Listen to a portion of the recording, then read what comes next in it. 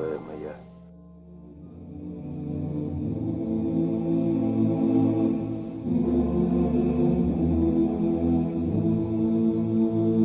Умирает отчизна моя, нет спасения, ужасен недуг.